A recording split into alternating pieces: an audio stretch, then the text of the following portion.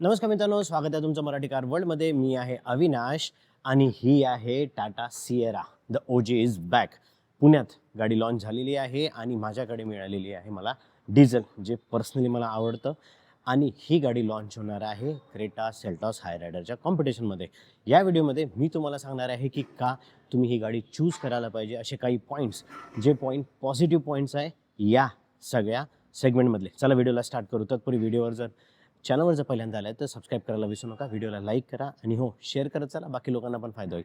चला, point number 1, गाडीचं look, गाडीचं ओव्हरऑल डिझाईन आणि गाडीचा प्रेझेन्स. या सेगमेंटमध्ये क्रेटा सेल्टॉस सोबत जर ज्या लोकांना डिझाईन फॅक्टर काहीतरी नवीन पाहिजे, त्या लोकांना नवीन नक्कीच काहीतरी मिळणार आहे. ओव्हरऑल फ्रंटनी बघा, एक तुम्हाला अपराईट गाडी दिसते. साईड प्रोफाईलमध्ये सर्वात जास्त 2700 एमचा तुम्हाला व्हील बेस देण्यात आलेला आहे, ज्याचा फायदा आत नक्कीच तुम्हाला स्पेसमध्ये होतो. पुढच्या पॉईंटमध्ये मी सांगणार आहे. ज्या कम्फर्टबद्दल आपण या सेगमेंटबद्दल बोलतो ना, तो इथे तुम्हाला नक्कीच मिळणार आहे. डिझाईनमध्ये तुम्हाला मागून जेव्हा बघता तेव्हा तुम्ही स्वतः कंपनीने सांगितलं आहे की डिफेंडरचा लुक आहे आणि हाईट पण तशीच होती. 2 वर्ष झाले गाडीची वाट बघत होतो. 3 वर्ष आधीच गाडी एक्सपोमध्ये दाखवली होती आणि त्यानंतर जी हाईप क्रिएट झाली त्याबद्दल टाटाला नक्कीच 100 मार्क द्यायला पाहिजे, कारण सगळे स्पेसिफिकेशन हाईपचं होतं ना, ते तंतोतंत कंपनीने मॅच करून दिलेलं आहे. तर हा होता पहिला पॉईंट. डिझाईनबद्दल तुम्ही का जायला पाहिजे. गाडीचं प्रेझेन्स बघा, मिनी डिफेंडर वाटते, हो नक्कीच वाटते. क्रेटा किंवा सेल्टॉसच्या कम्पॅरेटिव्हली ज्यांना जायचं नाही आहे, काहीतरी नवीन पाहिजे, त्यांच्यासाठी हो नक्कीच काहीतरी नवीन आहे. हा होता पहिला पॉईंट डिझाईनच्या बाबतीत. एक यासोबतच 19 इंची अलॉय तुम्हाला इथे दिलेले आहे, जे तुम्हाला मिळतील टॉप व्हेरियंटमध्ये. आणि ह्या गाडीसोबत 19 इंच व्हील आणि ह्या सगळ्या सेटअपसोबत ह्याच्या खालचे जे व्हेरियंट आहे तिथे 18 इंची आणि 17 इंची टायरसुद्धा मिळणार आहे. म्हणजे बेस व्हेरियंट जे आहे ना, ते सगळे 17 इंची असेल, मिड व्हेरियंट 18 आणि हे टॉप ऑफ द व्हेरियंट आहे डिझेलचं ऑटोमॅटिक, येथे तुम्हाला 19 इंची मिळणार आहे. आता बोलू दुसरा पॉईंट, कम्फर्टबद्दल. सेगमेंटमधलं सर्वात जास्त थाय सपोर्ट तुम्हाला ह्या कारमध्ये मिळणार आहे. रिक्लाइन अँगल पण बेस्ट दिलेला आहे. तुम्ही क्रेटा बघा किंवा सेल्टॉस बघा, 3 लोक आरामात बसू शकतात. तुमची हाईट 6 फूट 5 इंच असो की 5 फूट 6 इंच असो, तुम्हाला ह्या गाडीमध्ये कुठलाच प्रॉब्लेम येणार नाही. माझ्यासारखे 3 लोक सहज बसू शकतात. आता इथे एवढी जागा आहे की माझ्याप्रमाणे मी सीट सेट केलेली आहे. युजुअली मी थोडा पुढे बसतो. बरं, 6 फुटाची व्यक्ती जरी मागे बसली आणि पुढे 6 फुटाचा माणूस जरी बसला तरी भरपूर अशी स्पेस राहणार आहे. दुसरं, शोल्डर महत्त्वाचं. आपण जेव्हा बघतो की काय बघायला पाहिजे बसल्यानंतर माझे जे शोल्डर आहेत ना, ते शोल्डर व्यवस्थित मॅच झाले पाहिजे. ठीक आहे, गाडीमध्ये सफिशियंट जागा असली पाहिजे. मागे बसणाऱ्यांना हा प्रॉब्लेम अजिबात जाणवणार नाही आहे. इथे निवांत असे बसता येईल. दुसरं, ह्याची जी बकेट आहे ना, ही खूप चांगली दिलेली आहे. भरपूर अशी स्पेस दिलेली आहे. म्हणून टाटा म्हणतात, मी सांगतोय की ही सेगमेंटची सर्वात जास्त थाय सपोर्ट आहे. अजिबातच प्रॉब्लेम येणार नाही. आता मराठी दृष्टिकोन ह्यासाठी, किंवा आपली आई किंवा आपल्या बहिणी कोणीही पण असो ज्या साड्या नेसतात, त्यांच्यासाठी एक ले बॅक ॲटिट्यूड असतं, रिलॅक्स बसतात. त्या जीन्स घालणारे लोक क्रॉस पाय करू शकतात. तिथे तुम्हाला हा प्रॉब्लेम जाणवणार नाही. हा खूप प्रॅक्टिकल पॉईंट आहे. जेव्हा आपल्या घरचे, आपली आई वगैरे गाडीत बसते, तेव्हा त्यांना जो कम्फर्ट पाहिजे असतो थाय सपोर्टला, तो इथे तुम्हाला नक्कीच मिळणार आहे. आता ड्रायव्हर आणि को ड्रायव्हरबद्दल बोलतो. कम्फर्टच्या बाबतीत ड्रायव्हरचा कम्फर्ट काय असतो. ड्रायव्हरचा कम्फर्ट असतो इथं शर्ट ओलं व्हायला नको, बरोबर आहे. इथे तुम्हाला व्हेंटिलेटेड सीट दिलेली आहे. दुसरं, मेमरी फंक्शन दिलेले आहे. हे मेमरी फंक्शन XUV700 किंवा सफारीमध्ये मिळते, ते तुम्हाला इथे देण्यात आलेलं आहे. तिसरं, एक्सटेन्शन. इथे तुम्हाला एक्सटेन्शन दिलेलं आहे. हे एक्सटेन्शन तुम्ही वाढू शकता. हे बघा, एवढं वाढलं. ठीक आहे, ॲडजस्टमेंट सगळ्या इथे दिलेल्या आहे. जर इथे दिलं असतं तर अजून चांगलं झालं असतं, पण इथे बॉस मोड दिलेला आहे. इथून तुम्ही सीट चेंज करू शकता. ठीक आहे, हे झालं ओव्हरऑल मेकॅनिकली. आता बोलू कम्फर्टच्या बाबतीत. हे बकेट बघा, बकेट बाहेर आलेलं आहे. ठीक आहे, हे कंपनी OEM थ्रू येत नाही युज्युअली, जे कंपनीने इथे दिलेलं आहे. हा एक खूप मोठा पॉझिटिव्ह पॉईंट आहे. त्यामुळे ओव्हरऑल सिटिंग कम्फर्टमध्ये तुम्हाला प्रॉब्लेम येणार नाही. तिसरा पॉईंट, फिट अँड फिनिशचा पॉईंट. तिसरा पॉईंट, फीचरचा पॉईंट. गाडी ड्रेन आउट झालेली आहे. 3 स्क्रीन दिलेले आहे. या स्क्रीन तुम्हाला फक्त मोठ्या म्हणजे वरच्या व्हेरियंटमध्येच मिळणार आहे. कलर कॉम्बिनेशनच्या बाबतीत खूपच सोफिस्टिकेटेड, सोबर, जबरदस्त, खतरनाक, कुठले शब्द वापरायचे आहे ते सगळे शब्द तुम्हाला इथे दिसतील. आणि मी खोटं बोलत नाही. बघा, कुठलाही फिट अँड फिनिश बघा, काहीही बघा, इथे खूप लॅविश फील होतं. स्क्रीन व्यवस्थित दिलेले आहे, इथे तुम्हाला कुठली अडचण होणार नाही. स्क्रीन वर उचललेलं नाही आहे. हुड तुम्हाला प्रॉपरली दिसतं, त्यामुळे पुढे काय चाललंय ते तुम्हाला कळेल, तुम्ही समजू शकता. दुसरं, इथले जे फिट अँड फिनिश आहे खूपच सोबर दिलेलं आहे. ठीक आहे. तिसरं, ह्याच्यासोबत येतं डॉल्बी ॲटमॉस. ठीक आहे. डॉल्बी ॲटमॉस म्हणजे तुम्हाला एक नवीन एक्सपिरियन्स म्युझिक सिस्टमचा. यासोबत JBLचे मोठेसे असे स्पीकरसुद्धा मिळतात. म्हणजे मुलांना गेम खेळायचे असेल, तुम्हाला गाणी ऐकायचे असेल तर बेस्ट अनुभव आहे. हे सेगमेंटमध्ये तुम्हाला मिळणार नाही आहे. ह्या गोष्टीमुळे ऑलरेडी टाटा मोटरनी थोडी वर निघून गेलेली आहे आणि हेच कंपॅरिझन असतं नवीन लोकांसोबत. मी बघितलेले आहे, माझे मित्र असो की एक पोटेन्शियल बायर असो, तो बघत असतो पॉझिटिव्ह पॉईंट, पण सोबत निगेटिव्ह पॉईंट पण तो बघतो. हे पॉझिटिव्ह पॉईंट, ते पॉझिटिव्ह पॉईंट असतात जे फीचरच्या बाबतीत कंपनीने तुम्हाला दाखवायचा प्रयत्न केला असतो किंवा सांगितलेले असतात आणि डिझाईन फॅक्टरमध्ये. ठीक आहे. बाकी सगळं व्यवस्थित मॅनेज केलेलं आहे. टच व्यवस्थित दिलेलं आहे.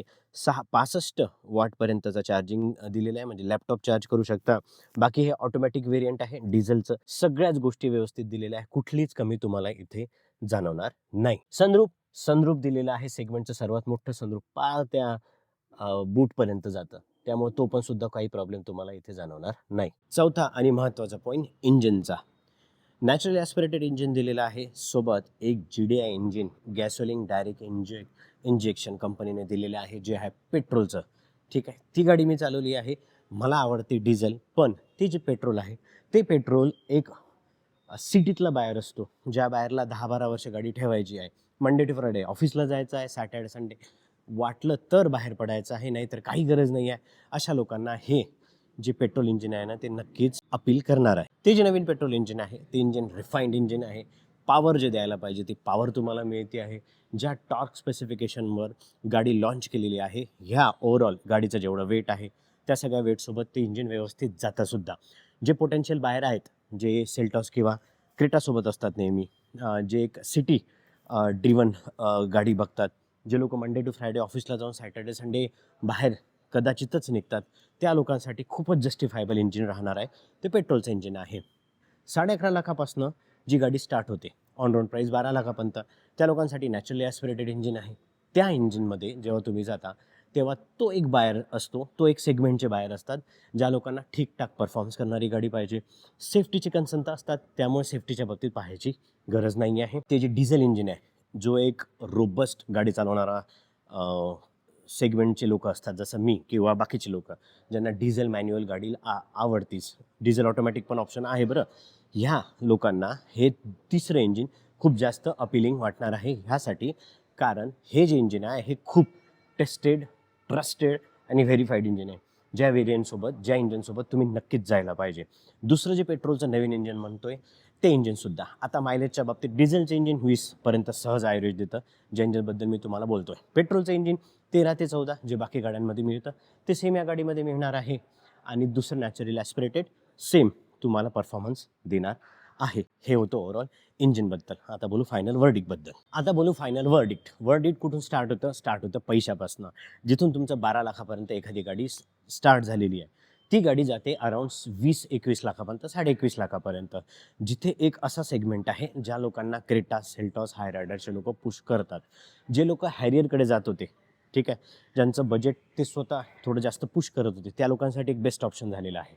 दुसरा, जे नेक्सॉनसोबत सॅटिस्फाईड व्हायचे, पण त्यांना एक चांगलं दमदार इंजिन पाहिजे होतं, एक चांगलं परफॉर्मन्स पाहिजे होतं, एक चांगलं डिझाईन पाहिजे होतं, त्या लोकांसाठी सुद्धा ही गाडी होणार आहे. तिसरे महत्त्वाचे लोक, ज्यांना क्रेटासोबत जायचं नाही आहे, ज्यांना सेल्टॉससोबत जायचं नाही आहे, ते असं असू शकतात. वोकल फॉर लोकल आपण सगळेच म्हणतो, टाटा पण म्हणतात, मी स्वतः यासाठी म्हणतो कारण मी पर्सनल यूज करतो. प्रत्येकाचं असं नसतं फ्रँकली स्पीकिंग. ठीक आहे. लोक डिझाईनच्या मागे जातात, इथे कुठलाच डिझाईनचा प्रॉब्लेम नाही आहे. लोक परफॉर्मन्सच्या मागे जातात, इथे पेट्रोल इंजिन आलेलं आहे नवीन, त्यामुळे तो परफॉर्मन्सचा प्रॉब्लेम सॉल्व्ह झालेला आहे. डिझेल तुम्हाला माहिती आहे, जे ऑलरेडी ट्रस्टेड आणि व्हेरीफाईड इंजिन आहे. तिसरे जे पोटेन्शियल बाहेर असतात ते असतात पॉझिटिव्ह प्लस निगेटिव्ह बघणारे. प्रत्येक गोष्टीचा एक निगेटिव्ह बाजू असू शकते. ठीक आहे. आत्तापर्यंत ह्या इंजिनमध्ये किंवा ह्या गाडीमध्ये कुठली निगेटिव्ह बाजू दिसलेली नाही आहे. एक असतं की ज्या लोकांना जर्मन गाड्याच आवडतात, ज्या लोकांना क्रेटासोबतच जायचं आहे, सेल्टॉससोबतच जायचं आहे, फीचरच्या बाबतीत ते इथे आलेले आहे. जे त्या गाड्यांमध्ये नाही ते सगळे फीचर इथे आलेले आहे. त्या गाड्यांमध्ये जे कम्फर्ट नाही आहे ते इथे सुद्धा आलेलं आहे. त्यामुळे सगळे आस्पेक्ट जर बघितले, हे 4-5 मोठे आस्पेक्ट ज्या भरोशावर, ज्या विश्वासावर आपण गाडी घेतो ते सगळेच ही गाडी टिकमार्क करते. आता बोलू आफ्टर सेल सर्व्हिसचा प्रॉब्लेम अशा लोकांना जाणवतो जे लोक खरंच उत्तराखंडमध्ये राहतात, अशा लोकांना जे लोक खरंच कर्नाटक, उटी किंवा इकडे राहतात. तिकडे खूप कमी गोष्टी असू शकतात, कमी सर्व्हिस सेंटर असू शकतात, कमी फॅसिलिटी असू शकतात.